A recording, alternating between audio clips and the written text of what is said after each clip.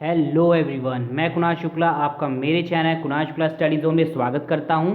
और जैसा कि आप जानते हैं ये क्लासेस रेगुलर चल रही हैं, तो आपके लिए मैं बहुत बेहतरीन पेपर 2011 सीटेट का पेपर 2011, क्योंकि आप जानते हैं मेरे चैनल में बकवास नहीं होती, सिर्फ इंपॉर्टेंट चीज़ें मैं करवाता हूँ यहाँ पे। तो यहाँ पे मैं सिर्फ 2011 का पेपर आपको पूरा सॉल्व करवाने वाला हूँ, अलग अलग डिफरेंट डिफरेंट पार्ट्स में। तो अगर आपने मेरी प्रीवियस वीडियोस नहीं देखी हैं तो उनको ज़रूर वॉच करिए, ताकि आप लोगों को सिस्टम पता चल सके इस पेपर में। क्योंकि आपको जब तक सिस्टम नहीं पता होगा तो आप उसका बेस नहीं क्लियर कर पाओगे, क्योंकि बेसिक चीज़ें जानना बहुत ज़रूरी है। और यहाँ पे बहुत सारे चैनल्स हैं जो बहुत अलग अलग चीज़ें पढ़ाते हैं, लेकिन आपको बेसिक जो एग्ज़ाम से रिलेटेड होगा वो कोई नहीं पढ़ा रहा है यहाँ पे। सिर्फ मेरे channel Kunal Shukla study zone में आपको ये सारी चीज़ें यहाँ पे फटाक से क्लियर हो जा रही हैं फ्रेंड्स। तो ज़्यादा टाइम ना वेस्ट करते हुए मैं अपनी क्लास थर्ड यहाँ पे शुरू करता हूँ। तो अगर आपने इस वीडियो को लाइक नहीं किया है तो फटाक से इस वीडियो को लाइक कर दीजिए, और अपने जितने भी दोस्त हैं आपके यहाँ पे, जितने भी फ्रेंड्स हैं, जितने फ्रेंड सर्कल हैं, व्हाट्सएप फेसबुक, जितने भी दोस्त हैं आपके, सब में इस वीडियो को धड़ल्ले से शेयर कर दीजिए फ्रेंड्स, ताकि उन लोगों को भी इस क्लास का उचित लाभ मिल सके फ्रेंड्स। तो let's start this video friends. 2011 के पेपर का मैं भाग तीसरा, जो तीसरा भाग होता है, 4 भाग होते हैं यहाँ पे, हिंदी, इंग्लिश, बाल विकास और पर्यावरण अध्ययन। तो ये पर्यावरण अध्ययन का मैं ये भाग यहाँ पे 2011 सीटेट पेपर का यहाँ आपके साथ डिस्कस करने वाला हूँ, कुछ वेरी इंपॉर्टेंट क्वेश्चन। तो आप लोग इस क्लास को बेहतरीन ढंग से देखिए और सारे क्वेश्चन को समझने की कोशिश करिए, क्योंकि लगती चीज़ें बहुत आसान है लेकिन बहुत ही ज़्यादा डिफ़िकल्ट पैटर्न होता है सीटेट का, बिल्कुल आसान नहीं होता। अगर आप बेसिक नहीं समझ पा रहे हो तो आप कुछ नहीं समझ सकते यहाँ से। तो मैं आप लोगों का बेसिक स्ट्रॉन्ग करने के मूड में हूँ आज। तो let's start this video and हम शुरू करते हैं अपने क्वेश्चंस के साथ में।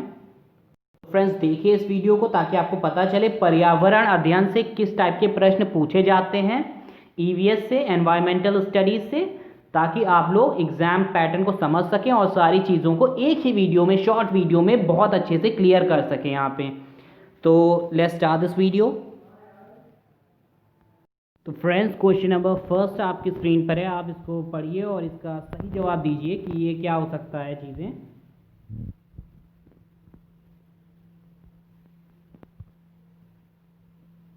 तो पढ़ते हैं क्वेश्चन क्या कह रहा है हमारा यहाँ से।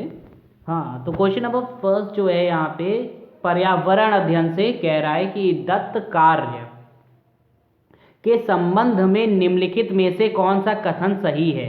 तो फ्रेंड्स यहाँ पे 4 लंबे लंबे बड़े बड़े कथन आपको दिए हुए हैं, तो आपको ये बताना है कि इसमें से कौन सा कथन एकदम करेक्ट है, एकदम 100% सटीक बैठता है। क्योंकि यहाँ पे सही आपको चारों ऑप्शन लग सकते हैं, मगर यहाँ पे जो सबसे परफेक्ट आंसर होगा वो सिर्फ और सिर्फ एक आंसर होगा।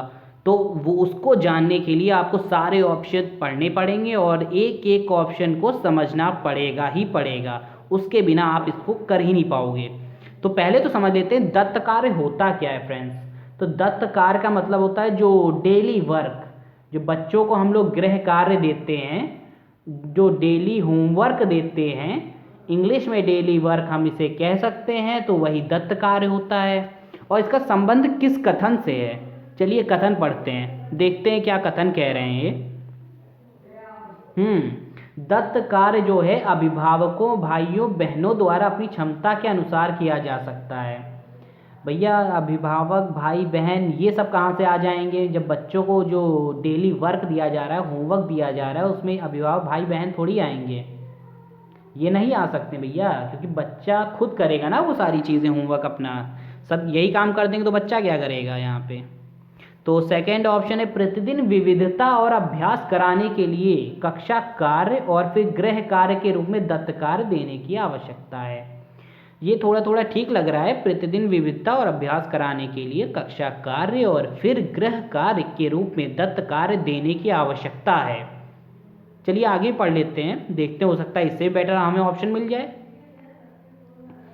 हाँ, तो ऑप्शन सी क्या कह रहा है, दत्त कार्य आकलन का एकमात्र तरीका है। बिल्कुल गलत भैया, ये तो हो ही नहीं सकता। कोई एक फैक्ट लेके हम किसी भी चीज़ का मूल्यांकन कर ही नहीं सकते हैं। कोई एक क्वालिटी देख के हम किसी चीज़ को ये नहीं बता सकते कि भैया इसमें सारी क्वालिटी सही होंगी या नहीं होंगी। तो ऑप्शन नंबर डी पढ़ते हैं क्या कह रहा है, दत्त कार्य बच्चों बच्चों को सूचना खोजने, अपने विचारों का निर्माण करने और उन्हें उच्चारित करने का अवसर प्रदान करता है। तो जी हाँ फ्रेंड्स, जी हमें ऑप्शन डी जो है हमारा यहाँ से राइट आंसर हो जाएगा। क्यों हो जाएगा ये राइट आंसर? क्योंकि जो इसमें बहुत बेहतरीन ढंग से देखिए, आप कथन पढ़ेंगे आपको समझ में आएगा। दत्तकार बच्चों को सूचना खोजने, हाँ भैया, जो डेली वर्क दिया जाता है उसमें बच्चे क्या करते हैं, अपने विचारों का यूज़ करते हैं, होमवर्क करने के लिए उसमें सूचना खोजते हैं भैया, बुक से देखते हैं, सारी चीज़ें, ये सब क्रियाकलाप करते हैं, दुनिया भर की चीज़ें। तो ऑप्शन नंबर डी एकदम सटीक यहाँ से बैठ रहा है। तो फ्रेंड्स आपका ऑप्शन नंबर डी 100% करेक्ट हो जाएगा। तो ज़्यादा टाइम ना लेते हुए आपका, क्योंकि आपका टाइम भी बहुत इंपॉर्टेंट है और मेरा टाइम भी बहुत इंपॉर्टेंट है, तो हम लोग नेक्स्ट क्वेश्चन की तरफ चलते हैं यहाँ से सीधे। फ्रेंड्स क्वेश्चन नंबर हम सेकंड पे पहुँच चुके हैं, पर्यावरण अध्ययन का। देखते हैं ये क्या कह रहा है। क्वेश्चन नंबर सेकंड हमारा, वैसे तो 62 लिखा है, लेकिन ये पर्यावरण अध्ययन का सेकंड क्वेश्चन है। कंफ्यूज मत होइएगा आप लोग, इसमें छोटी छोटी चीज़ें कंफ्यूज हो जाते हैं आप लोग। पर्यावरण अध्ययन की कक्षा में सरल प्रयोग और निर्देशन किए जा सकते हैं। अगर हम बच्चों को पर्यावरण के बारे में बता रहे हैं, पर्यावरण की क्लास चला रहे हैं यहाँ से, तो उसमें जो सरल प्रयोग और निर्देशन किए जा सकते हैं, उसमें हम लोग बच्चों को कुछ क्रियाकलाप दे सकते हैं। इस तरीके से हम लोग बच्चों में एक्टिविटी करने की भावना को जागृत कर सकते हैं, ताकि बच्चा स्वयं करके सीख सके। अब देखते हैं ये 4 कथन यहाँ पे बड़े बड़े दिए हुए हैं भैया, तो इसमें कौन सा सही कथन होगा, चलिए पढ़ते हैं। ऑप्शन ए कह रहा है कक्षा में अनुशासन को सुनिश्चित करने हेतु बच्चों को नियंत्रित करने के लिए। बिल्कुल गलत भैया। कक्षा में अनुशासन तो ज़रूरी है, लेकिन ये ज़रूरी नहीं कि हम बच्चों को नियंत्रित करें, उन्हें कंट्रोल करें, उन पर किसी भी प्रकार का बंद लगाएं कि भैया वो अपने विचारों को दूसरों के सामने प्रदर्शित ही ना कर पाए, ऐसा हम लोग कोई कार्य नहीं करेंगे। ऑप्शन नंबर बी पढ़ते हैं, बच्चों को स्वयं सीखने के योग्य बनाने और अवलोकन कौशलों को पैना करने के लिए। जी हाँ फ्रेंड्स, ऑप्शन नंबर बी यहाँ से एकदम करेक्ट हो जाएगा। और क्यों करेक्ट होगा ये भी मैं आपको बता दे रहा हूँ, क्योंकि जो स्वयं सीखने के योग्य बनाने और अवलोकन कौशलों को पैना करने के लिए, भैया इसका अर्थ हुआ बच्चा अगर स्वयं करके सीख रहा है तो उसमें चीज़ों को समझने की क्षमता ज़्यादा होगी और वो चीज़ों को और बेहतरीन ढंग से सीख पाएगा। तो फ्रेंड्स क्वेश्चन नंबर 62 का ऑप्शन नंबर बी जो होगा आपका एकदम करेक्ट आंसर होगा। तो फ्रेंड्स अगर आपको ये वीडियो पसंद आ रही हो और आपको थोड़ा सा भी समझ में आ रहा हो तो इस वीडियो को फटाक से लाइक कर दीजिए और इस वीडियो को अपने सारे दोस्तों में शेयर करना मत भूलिएगा फ्रेंड्स, क्योंकि ये बहुत ज़रूरी है शेयर करना। आप जितना ज़्यादा शेयर करोगे उतनी ज़्यादा लोगों तक क्लास पहुँचेगी और लोग समझ पाएंगे कि भैया ये सारी चीज़ें कितनी ईजी होती हैं और बस इन्हें थोड़ा सा ट्विस्ट एंड टर्न के साथ समझना ज़रूरी होता है। तो move on to the next question. तो फ्रेंड्स क्वेश्चन नंबर 3 आपकी स्क्रीन पर है, देखते हैं क्वेश्चन नंबर 3 क्या कह रहा है, हमसे क्या जानना चाह रहा है, किस टाइप की क्वेश्चन है ये। हाँ तो भैया क्वेश्चन नंबर 3 कह रहा है दुर्गा है कोई लड़की, हमें नहीं पता कौन है, एक गांव में रहती है और लकड़ी या गोबर के उपले का ईंधन इस्तेमाल करते हुए चूल्हे पर खाना पकाती है। कोई दुर्गा नाम की लड़की है और वो गोबर और उपले से, जैसा कि आप जानते हैं गांव में अभी भी कई जगह गोबर और उपले के ईंधन से इस्तेमाल करते हुए चूल्हे पर खाना बनाया जाता है। तो पिछले 3 महीनों से उसे तेज़ खांसी आ रही है। अब इन्होंने यहाँ पे क्या कर दिया, यहाँ पे एक अलग से क्वेश्चन उसे जोड़ दिया कि भैया उसको खांसी आ रही है, इसका कारण क्या हो सकता है। अब इसका कारण बताओ। देखा कितने अजीब अजीब से क्वेश्चन आते हैं, इसमें कोई लेना देना नहीं किसी भी चीज़ का, लेकिन फिर भी ये क्वेश्चन है। चलिए पढ़ते हैं, हमें क्या, हम तो कर ही लेंगे क्वेश्चन को, क्योंकि हमें बस सॉल्व करना है, चीज़ों को समझना है। ऑप्शन नंबर ए देख रहे हो आप, क्या कह रहा है, उसकी झोपड़ी के अंदर और बाहर प्रदूषण तथा वृद्धावस्था। अब भैया वृद्धावस्था, वो दुर्गा बूढ़ी है या नहीं बूढ़ी है, या प्रदूषण उसके बाहर है या नहीं है, उससे थोड़ी मतलब है, हमें थोड़ी पता है उसके घर के बाहर प्रदूषण है या नहीं है। तो भैया ये ऑप्शन एकदम गलत हो जाएगा। क्यों? क्योंकि इसमें कोई भी तथ्य या फैक्ट्स नहीं है। बेसिक सी बात है, हम लोग बेसिक से लेकर मैं यहाँ पे पढ़ाता हूँ सारी चीज़ें, ताकि आपको नॉर्मली जो बंदा सोच रहा है वो नॉर्मली सोचे, ज़्यादा डीप जाने की ज़रूरत नहीं है आपको। हाँ तो ऑप्शन नंबर सी क्या कह रहा है, जलते हुए ईंधन, नहीं ऑप्शन नंबर बी देख लेते हैं पहले। ईंधन के जलने से उत्पादित कार्बन मोनोऑक्साइड जा उसके श्वसन नली में जमा हो गई होगी। अब भैया कोई उसकी श्वसन नली कोई नाली तो है नहीं भैया जो पानी जाके वहाँ पे जमा हो गया। भैया कार्बन मोनोऑक्साइड क्या होती है, एक तरीके की गैस होती है। तो गैस एक जगह जमा तो नहीं हो सकती, बिल्कुल सही बात है। पूरी बॉडी में हो जाएगी, फैल जाएगी, क्योंकि गैस का काम क्या होता है, फैलना, तो कहीं वो जमा नहीं हो सकती। तो यहाँ से ऑप्शन नंबर बी एकदम इनकरेक्ट हो गया। जबकि ये बात सही है कि भैया गोबर और उपले से अगर खाना बनाओगे तो उसमें कार्बन मोनोऑक्साइड गैस होती है।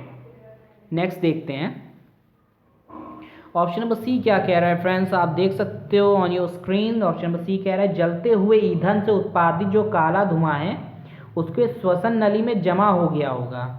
ये बिल्कुल करेक्ट है। जलते हुए ईंधन से उत्पादित, अगर ईंधन जल रहा है तो उससे जो काला धुआं उत्पन्न होता है भैया, अगर कोई गोबर से या किसी मटेरियल से खाना बना रहा है तो उसमें काला धुआं निकलेगा। तो उसके श्वसन से नली में जो, क्योंकि काले धुएं में कौन सी गैस होती है, कार्बन मोनोऑक्साइड, जो हमारे स्वास्थ्य के लिए बहुत ही ज़्यादा हानिकारक होती है फ्रेंड्स। तो यहाँ से ऑप्शन नंबर सी आपका एकदम करेक्ट हो जाएगा। बहुत इजी क्वेश्चन था और बहुत अच्छे से आप लोग समझ गए हो, क्योंकि आप लोग बहुत ही टैलेंटेड हो फ्रेंड्स। तो let's move on to the next question. तो फ्रेंड्स क्वेश्चन नंबर 64 पे हम पहुंच चुके हैं। चलिए पढ़ते हैं ये क्वेश्चन क्या कह रहा है हमारा।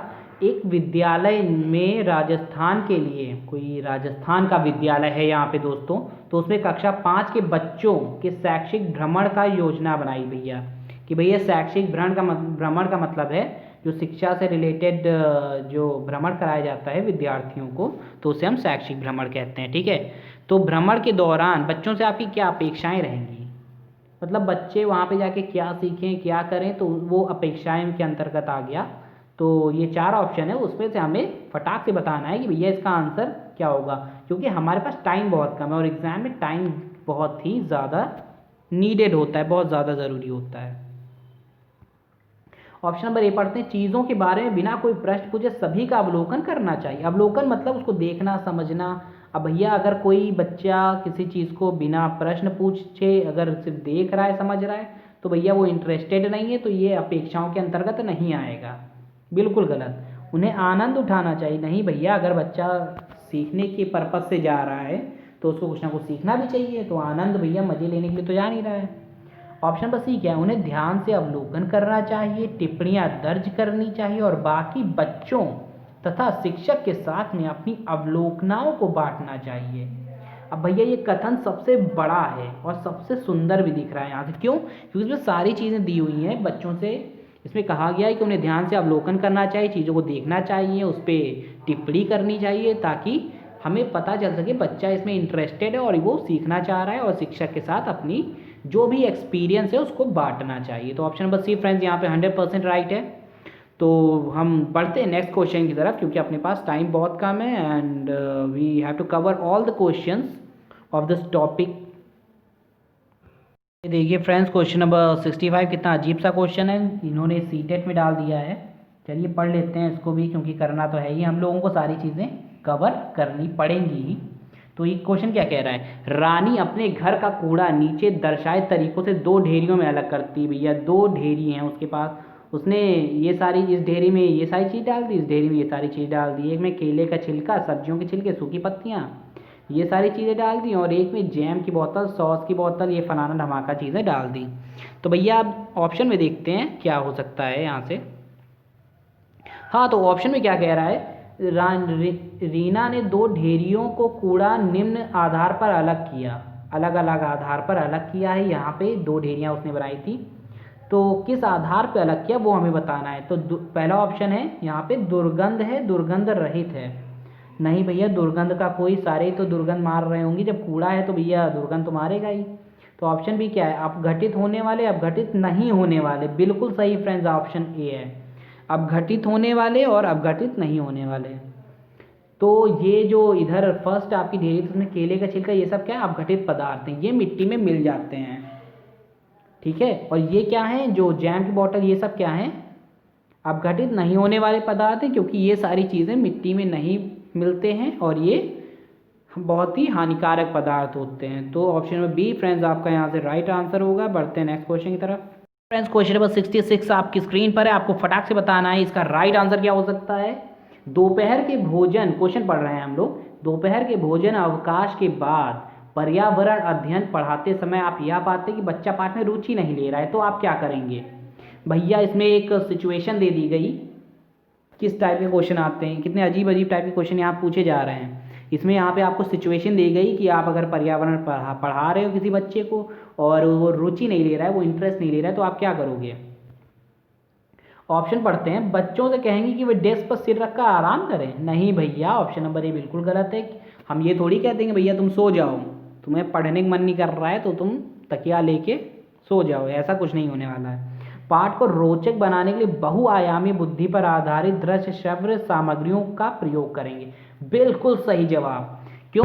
क्योंकि यहाँ पे हम लोग पाठ को रोचक बनाने के लिए, भैया बच्चा इंटरेस्ट नहीं ले रहा है चीज़ों में, तो उसको क्या कर सकते हैं हम लोग, पाठ को ऑडियो विजुअल से समझा सकते हैं उसको, और दृश्य श्रव्य सामग्रियों का प्रयोग करेंगे। वहाँ पे TLM चार्ट पेपर के थ्रू समझाएंगे, तो बच्चा क्या होगा, उसमें इंटरेस्ट लेने लगेगा, उसकी पिक्चर्स देखेगा, उस पर आधारित कोई कथा देखेगा, इस तरह चीज़ें देखेगा, तो उसको इंटरेस्ट अपने आप डेवलप हो जाएगा फ्रेंड्स। तो बढ़ते हैं नेक्स्ट वीडियो की तरफ।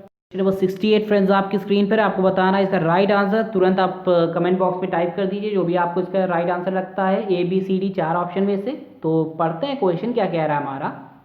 तो बीज अंकुरण की अवधारणा को इस तरह सबसे बेहतर तरीके से पढ़ाया जा सकता है। बीज अंकुरण का मतलब क्या होता है, जो हम बीज बोते हैं किसी भी पेड़ का, किसी भी पौधे का, तो उसमें से जो पौधा बड़ा होता है, पौधा निकलता है, तो उसे हम, या फूल निकलता है, तो उसे हम बीज अंकुरण की प्रक्रिया कहते हैं। यहाँ से तो पढ़ लेते हैं ऑप्शन क्या है। अंकुरित बीजों की फोटो दिखाना। सबसे बेहतर तरीके से बच्चों को बीज अंकुरण कैसे पढ़ा सकते हो, उसकी फ़ोटो दिखाकर। नहीं भैया, उसकी फ़ोटो दिखाओगे तो खाली वो समझ पाएगा, जान तो पाएगा नहीं भैया क्या करना है इसमें। ऑप्शन नंबर बी देखते हैं। कक्षा में अंकुरित बीजों को दिखाना और अंकुरण की प्रक्रिया को स्पष्ट करना। अगर हम कक्षा में अंकुरित बीजों को दिखाएंगे और अंकुरण की प्रक्रिया को स्पष्ट थोड़ी कर पाएंगे। अब भैया जो बीज का अंकुरण होता है वो कहाँ पे होता है, खेत में होता है या पौधे गमले में होता है, क्लास में थोड़ी हो पाएगा अंकुरण, तो ये भी यहाँ से गलत हो गया। बोर्ड पर चित्र बनाते अंकुरण के चरणों को प्रदर्शित करना, इससे भी बच्चा प्रैक्टिकली समझ नहीं पाएगा कि अंकुरण होता क्या है। तो ऑप्शन नंबर डी देखते हैं क्या कह रहा है। बीज बोने अंकुरण के विभिन्न चरणों का अवलोकन करने और उनका चित्र बनाने की गतिविधि को बच्चों को निष्पादित करने के लिए कहना। बहुत सही। बच्चों को हम लोग बीज बोना सिखाएंगे कि भैया बीज बोइए आप, और अंकुरण के विभिन्न चरणों के बारे में बच्चों को दिखाएंगे और उनका चित्र बनाने के लिए उनसे कहेंगे क्लास में। तो इससे क्या होगा, बच्चे बीज अंकुरण के बारे में बेहतरीन ढंग से फ्रेंड्स समझ पाएंगे। तो यहाँ से आपका जो ऑप्शन नंबर डी है वो 100% करेक्ट हो जाता है। बढ़ते हैं नेक्स्ट क्वेश्चन की तरफ। तो फ्रेंड्स क्वेश्चन नंबर 69 आपकी स्क्रीन पे, आपको फटाक से इसका आंसर देना है। इसका राइट आंसर क्या होगा, क्योंकि बहुत ही कम समय है और हमें सारे टॉपिक क्लियर करने हैं यहाँ से।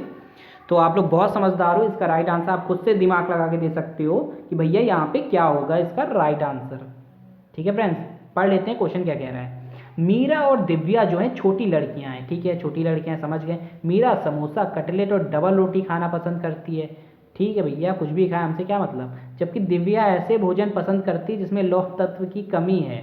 ठीक है, जो मीरा है वो फालतू की चीज़ें खाती, समोसा कटलेट डबल रोटी खाती, जिसमें काफ़ी ज़्यादा मोटापा बढ़ता है इससे, इन सारी चीज़ों को खाने से। और जो दिव्या है वो कैसे लौह तत्व की कमी वाली चीज़ खाती है। तो मीरा और दिव्या को निम्नलिखित बीमारियों में से कौन सी बीमारी होगी भैया। तो जैसा कि मैंने बताया, समोसा कटलेट डबल रोटी ये सब खाएगी तो क्या होगा, मोटापा बढ़ेगा। और लौह तत्व की कमी वाली चीज़ें खाएगी जिसमें आयरन की कमी होगी। तो आयरन की कमी कब होती है, आयरन की कमी से हमें एनीमिया हो जाता है। क्यों, अगर आयरन की कमी होगी तो हीमोग्लोबिन की कमी होगी हमारे रक्त में, ब्लड में, तो उससे एनीमिया हो जाएगा। तो फ्रेंड्स इसका right answer option number C हो जाएगा। तो ज़्यादा टाइम ना लेते हुए बढ़ता हूँ नेक्स्ट क्वेश्चन की तरफ। तो friends question number 70 is the last question of this video. तो पढ़ते हैं ये क्वेश्चन क्या कह रहा है। नींबू साधारण पानी में डूब जाता है लेकिन नमकीन पानी में तैरता रहता है। भैया इसका कारण क्या है, ये पूछा है। कोई नींबू लीजिएगा आप, साधारण पानी में डुबोइएगा तो वो डूब जाएगा, और नमकीन पानी में आप तैराएंगे तो वो तैरता रहेगा, वो नहीं डूबेगा। क्यों भैया, इसका रीज़न है भैया। क्यों, क्योंकि जो पानी होता है, साधारण पानी आप जो पीते हो, तो उसमें अगर नींबू डुबाओगे वो डूब जाएगा। क्यों, क्योंकि उसका जो घनत्व है, इंग्लिश में मैं बच्चों को बता दे रहा हूँ, घनत्व का मतलब डेंसिटी होता है। ठीक है, तो जो साधारण पानी का घनत्व होता है वो बहुत कम होता है, और जो नमकीन पानी का घनत्व होता है वो ज़्यादा होता है। क्यों? क्योंकि उसमें नमक भी मिला होता है, तो उसका घनत्व क्या होता है? ज़्यादा होता है। तो इसलिए इस कारण जो है नींबू जो है नमकीन पानी में तैरता रहता है। तो यहाँ पे देखते हैं ऑप्शन नंबर, चारों ऑप्शन में से कौन सा ऑप्शन हमारा सही होगा। तो साधारण पानी का घनत्व नमकीन पानी के घनत्व से अधिक होता है। ऐसा नहीं हो सकता भैया। जो मैंने क्या बताया आपको, नमकीन पानी का जो घनत्व है वो साधारण पानी घनत्व से अधिक होता है। तो जो मैंने बताया वही होगा इसका right answer. Option number B जो है वो आपका 100% राइट आंसर हो जाएगा फ्रेंड्स। तो फ्रेंड्स मैं आपको कुछ चीज़ें बता देना चाहता हूँ। ये पर्यावरण की क्लास थी। हालांकि ये टॉपिक जो है बहुत ही ज़्यादा बोरिंग है, पर हमें फिर भी ये सारी चीज़ें कवर करनी है ताकि हमें एक आइडिया लग जाए कि पेपर का पैटर्न क्या है। तो मैं आपके लिए इस तरह की क्लासेस लाता रहूँगा। तो आप अगर इस वीडियो को क्या करिए, इस वीडियो को फटाक से लाइक कर दीजिए और ज़्यादा से ज़्यादा अपने दोस्तों में शेयर कर दीजिए ताकि उन्हें भी इसका लाभ मिल सके। तो फ्रेंड्स आज के लिए इतना ही, तो मिलते हैं नेक्स्ट वीडियो में।